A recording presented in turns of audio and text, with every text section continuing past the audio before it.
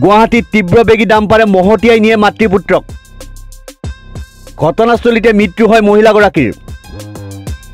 গুৰুতৰভাৱে আহত হয় 4 বছৰীয়া শিশুটি।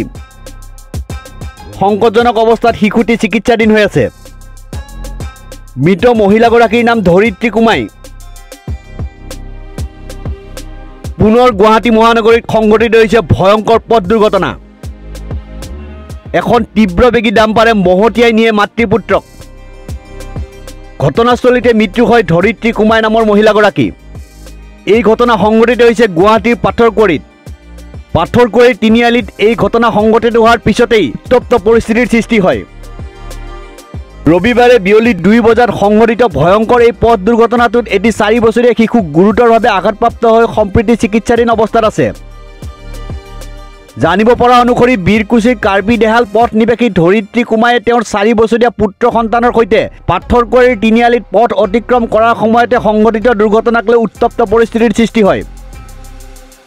ঘটনাস্থলীত নুনমাটি আৰক্ষী উপস্থিত হৈ GMDৰ সামগ্ৰী কঢ়িওৱা AS01 RC 4751 নম্বৰৰ ডাম্পাৰখন জব্দ কৰে। ঘটনা অনুসৰি পাথৰকুঁৱৰী দিশৰ পৰা 6 মাইল অভিমুখী তীব্ৰবেগী এই ডাম্পাৰখনে সেই সময়ত পথ অতিক্ৰম কৰি থকা অৱস্থাত মাতৃপুত্ৰক মহতিয়াই নিয়ে।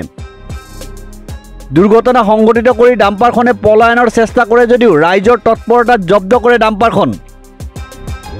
শেহতীয়াকৈ নাৰেংগী খানাপাৰা VIP এক্সপ্ৰেছত তীব্ৰবেগী ডাম্পাৰৰ খুন্দাত কেইবাজনো লোকে অকাল মৃত্যুক সাৱটি লোৱাৰ লগতে আন বহু লোক চিৰদিনলৈ ঘূণীয়া হোৱা বুলি আজি ঘটনাস্থলীত উপস্থিত হোৱা বিভিন্নজনে ক্ষোভেৰে প্ৰকাশ কৰে।